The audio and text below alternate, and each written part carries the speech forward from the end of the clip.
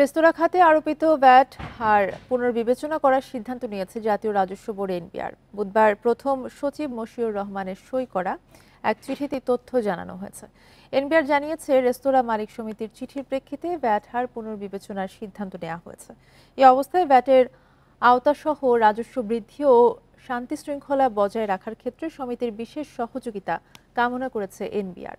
একই সঙ্গে আরও কয়েকটি পণ্য ও সেবার উপর আরোপিত ভ্যাটও পুনর্বিবেচনা করা হতে পারে বলে প্রতিষ্ঠানটির অন্য একটি সূত্রে জানা গেছে।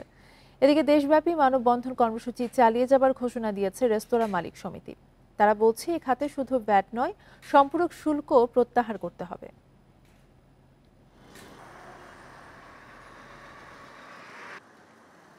সমস্ত মালিকরা যাচ্ছে তাদের দাবিগুলা কনক্রিট ডিসিশন না আসা পর্যন্ত এই দাবি আদায়ের জন্য তারা মাঠে থাকতে চায়। দ্বিতীয় ব্যাপারটা শুধু ভ্যাট না, এটার সাথে এসডি আছে 10%, সেটা প্রত্যাহার। বাড়ি ভাড়ার উপরে 15% ভ্যাট আছে,